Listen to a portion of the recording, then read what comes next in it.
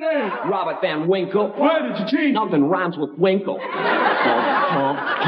yeah. Oh, yeah, cat. Words of wisdom.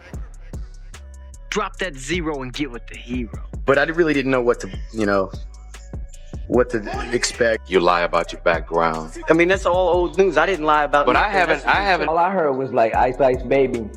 And I knew all these stones was being thrown at him. And I'm like, that song is whack.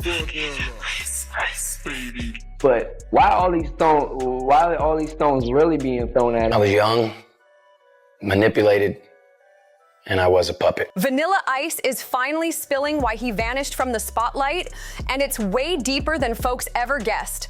Most people thought he dipped because he was just a one-hit wonder who couldn't hang in the rap game. My dreams that I thought were dreams turned out to be nightmares.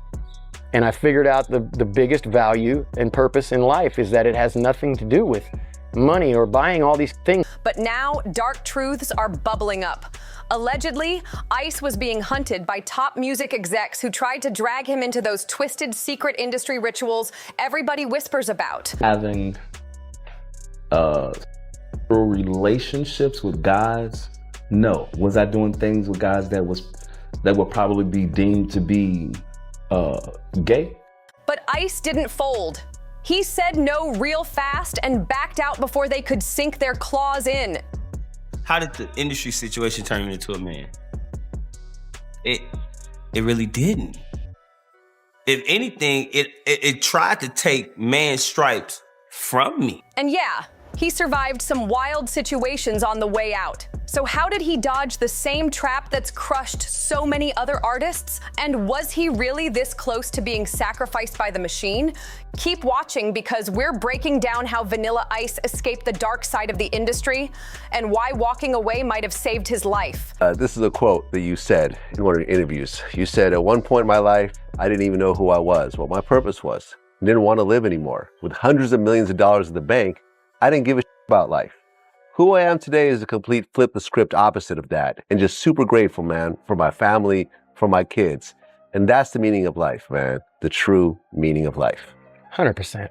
We can go around as a young person in this globe and see life in a different way.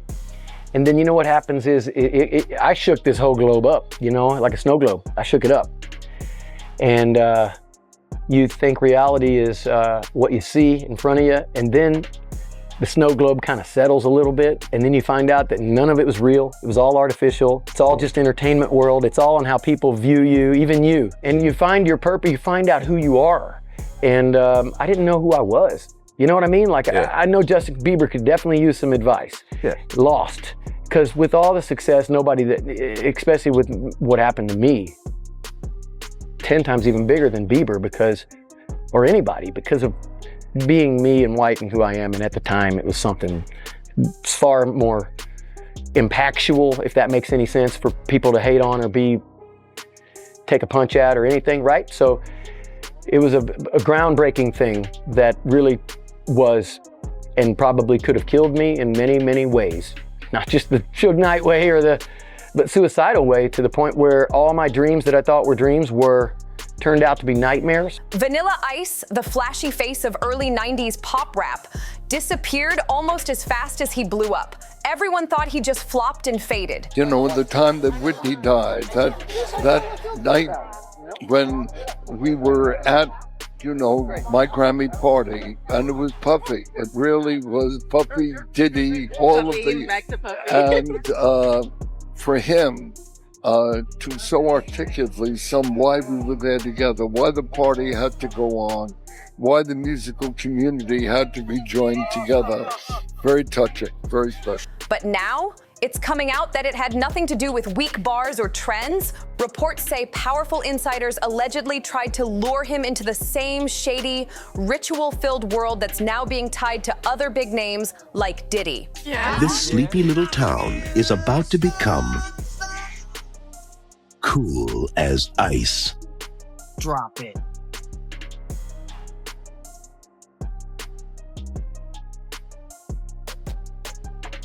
What the hell is that?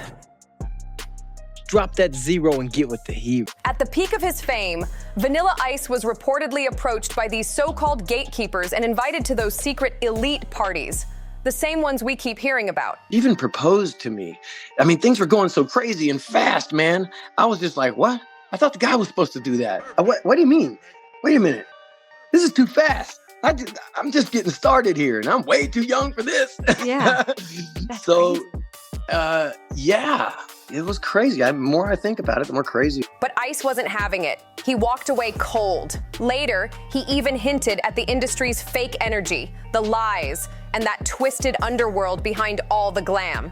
And just like that, he vanished. At an in-store, which is called an autograph signing party in Miami. And this place only holds the record store is called Specs, and it only holds 500 people.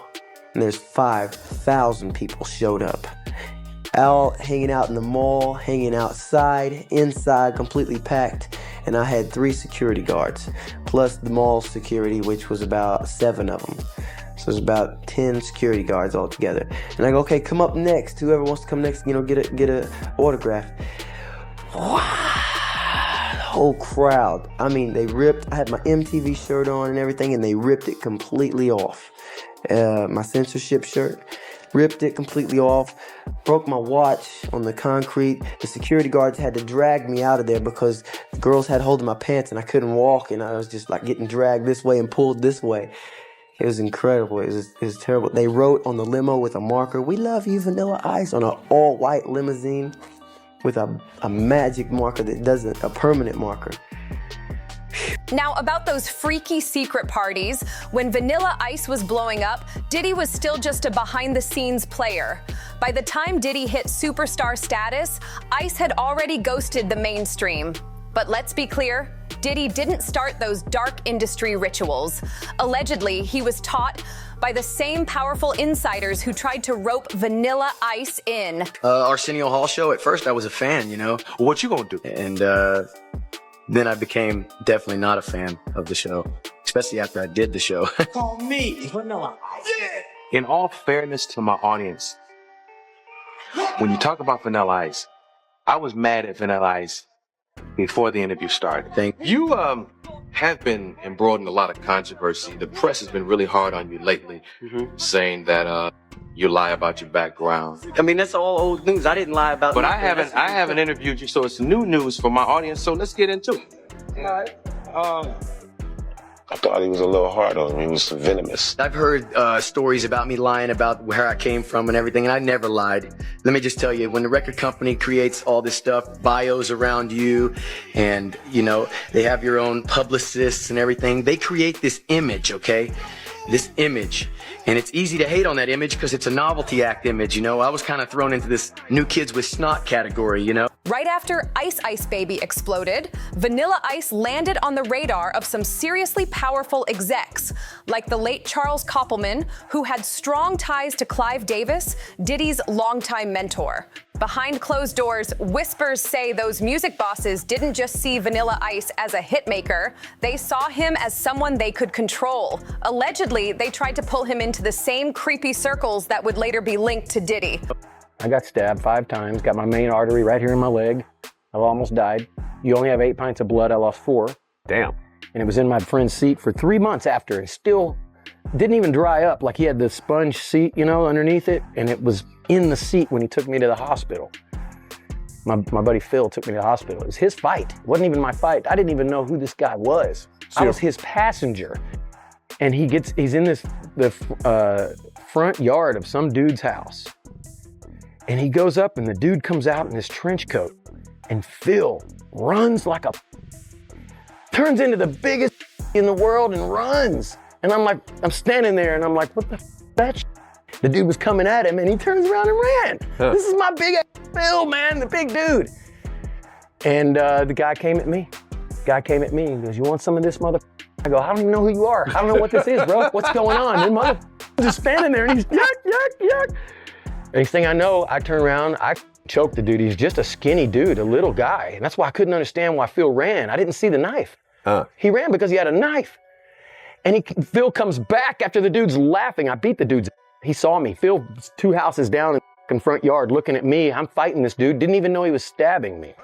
And I'm choking him, and I choked him out. Did one of those old UFC moves. I put him on the ground, and I just choked him out. I'm punching him in the face. I beat his ass. Skinny little dude, he was easy to beat up. I let him go, he's out, and I get up, and he's still on the ground, and he's laughing at me.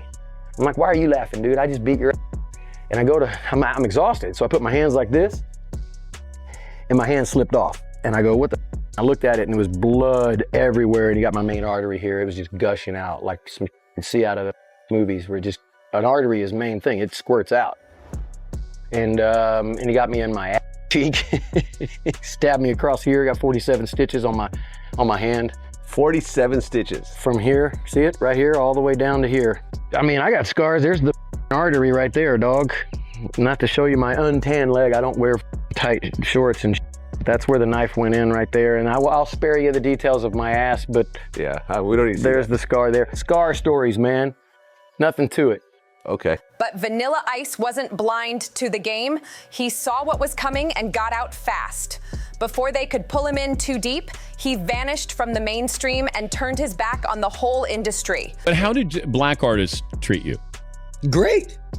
That's where I'm, listen. Like Tupac or Biggie or those guys? Oh, good friends of mine. I was friends with Tupac way before he even blew up. When he was with Digital Underground. NWA, I was the opening act. Listen, I was the opening act for the opening act for the opening act for the opener for the opener when we did the Stop the Violence tour with NWA, Stetsa Sonic, EPMD, Sir Mix-a-Lot. So I was that kid out there, and they were great friends. They embraced me, man. But don't get it twisted. It wasn't an easy exit. Ice went through some serious close calls. He's even said there were times he didn't think he'd make it out alive. For context, Vanilla Ice, real name Robert Matthew Van Winkle, was discovered around 1987 by DJ Floyd Earthquake Brown after performing at a club in South Dallas called City Lights. Tupac and I are good friends. Yes. Good dude. Gave me some of my greatest advice because he saw me going through hell with all the hatred and all the shit, and he stood up for me and said straight up, Ice, you're dope. He goes, I want you to know you're one of the great ones. You're dope. You're going to leave your mark, your legacy. And this is before it happened. He knew it. This guy had a crystal ball. Just 2 years later, he dropped To the Extreme, which went crazy, 15 million copies sold worldwide. It was the fastest selling album since Prince's Purple Rain and had Ice Ice Baby, the first rap track to ever hit #1 on the Billboard Hot 100. That song helped kick rap into the American mainstream. Vanilla Ice made a serious impact on pop culture. He wasn't just tearing up the music charts, Hollywood jumped in too. That's not what he says at all. I had my bodyguards who had guns, and they had their people which had guns, and they had us outpowered and outnumbered. Talking publicly about it for the first time, Van Winkle describes a terrifying night in his suite at a Beverly Hills hotel when he says Suge Knight showed up with 6 other men.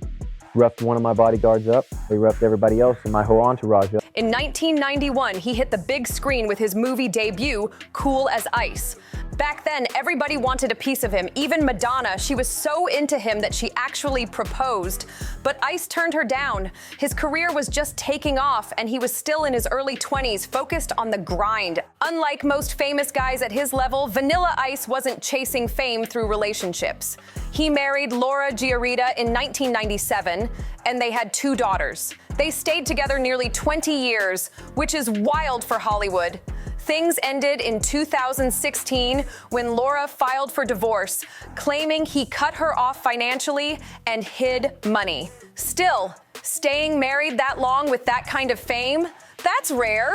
At just 23, Vanilla Ice was the biggest rapper on the planet, briefly. But with fame came backlash. He got slammed by hip-hop heads who questioned whether he was authentic or just cashing in. Some said he was all image and accused him of cultural appropriation. He also caught heat for saying he was from Miami. Arsenio Hall even called him out on national TV for lying about his past. For the real estate, I've been doing it for over 30-something years. I've been a GC. I went to design school, got a degree 18 years ago. Oh, wow. I mean, that's why the TV show has 180 episodes and 13 seasons. Is because we still just do it. I really do it. There's no fluff to my show, you know? I go to seminars all over the world, man. Anytime a seminar comes in, and I'll go to real estate seminars, I'll go to self-help seminars, I go to all kinds of things. I'm really clean. Like I had a weekend, like you, I think, that lasted about 3 years, way back in my early 20s, and then I've been clean since, so it's been a long time because I'm getting older. Later, Ice cleared the air, saying he only said that because he was shy about being from Dallas. In his words, I lived in Miami and wrote Ice Ice Baby about it. I didn't think about where I was from at the time. That only became a thing after I got famous. I was like, where I'm from? Who even cares? Vanilla Ice said he was embarrassed to admit he grew up in Farmers Branch, a suburb of Dallas. I didn't tell people I was from Miami. I didn't tell them I was from anywhere. I was just like, I'm from around the corner, man. I'm from around the way. He said he only dodged the question to protect his privacy, but critics didn't let it slide. They ripped into his story, questioned his street cred, and kept coming for him. Still, Ice wasn't trying to coast on hype. He grinded. He got deep into 80s street dance culture. Movies like Breakin' and Beat Street became his obsession. In one interview, he said, I can't tell you how many sleepless nights I spent copying the moves from Breakin', the broom, the fishing line, the robot, then added my own twist. He was locked in with a mindset. No matter what it was, he had to prove himself. Eventually, Ice formed his own dance crew. He was out there making $40 a day breakdancing, beatboxing, and freestyling in local malls. I used to spin on my head at the mall and make $40 a day, he told GQ in 2013. That was more than my rich friends got for allowance. He dropped out of high school, never met his real dad. His mom went through multiple marriages. Ice grew up lower middle class, bouncing between random low-paying jobs while chasing a dream. He was the only white kid trying to break into a mostly black hip-hop scene. Nothing was handed to him. I had no crystal ball about the future, he said. I just knew there was energy around me, and I was gonna do something with it. I knew it. There were too many people who liked what I was doing. Vanilla Ice threw himself into the local hip-hop scene, and his big break came on a dare. A friend challenged him to rap at open mic night at Club City Lights, and the crowd went crazy. The club manager was so impressed, he asked Ice to start performing regularly. Before long, he was opening for major acts like NWA, Public Enemy, the DOC, Paula Abdul, Sinbad, and MC Hammer. By that point, Ice had built real street cred around Dallas. He wasn't just rapping, he had won motocross competitions, battled at house parties, and was known for tearing up Forest Lane in South Dallas. But it wasn't all stage lights and fame. He nearly died after getting stabbed 5 times. He lost 4 pints of blood and had to spend days in the hospital fighting to survive. That one show at City Lights changed everything. Talent scouts started showing up. A&Rs from major record labels were suddenly slipping him business cards. His look, energy, and dance skills had everyone talking. Public Enemy even tried to pull him in. Producer Hank Shockley wanted to sign Vanilla Ice to Def Jam, but Ice ended up going with SBK Records in 1990 instead. Around that time, he earned respect from major names like MC Hammer and Tupac. While opening for Hammer on the Please Hammer Don't Hurt Him World Tour, Hammer said Ice impressed him by staying in his own lane, performing and dancing without copying anyone or caring what people thought. Hammer said, I was shocked to see a white kid who was #1 rapping and #2 dancing in a 100% black club. The only white kid in there, but he didn't care. He wasn't trying to emulate, he was dancing. As for Tupac, Vanilla Ice said in interviews that Pac was always cool with him. They even kicked it a few times in the early 90s. Tupac, who never held back when it came to calling out fakes in hip-hop, never went after Ice. According to Ice, Tupac even gave him advice and backed him up when other rappers tried coming for him. But Suge Knight, that's where things took a wild turn. There's that infamous story where Suge allegedly hung Vanilla Ice over a hotel balcony. It all started with a man named Mario Chocolate Johnson, who claimed to have helped write several tracks for Ice, including Ice Ice Baby. Johnson was being managed by Suge Knight at the time. Once Suge heard about his client's connection to the hit song, he reportedly paid Vanilla Ice a visit and pressured him to sign over a cut of the profits. When they say pressured, the story goes that Suge Knight grabbed Vanilla Ice by the ankles and dangled him over a hotel balcony until he gave up 25% of the royalties.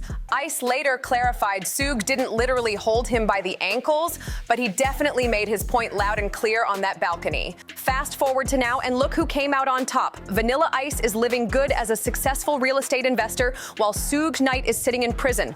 He won't even be eligible for parole until 2034. By then, he'll be 69 years old. After all the chaos in the music game, Vanilla Ice flipped the script. Literally. He walked away from fame and got into real estate before house flipping became a trend.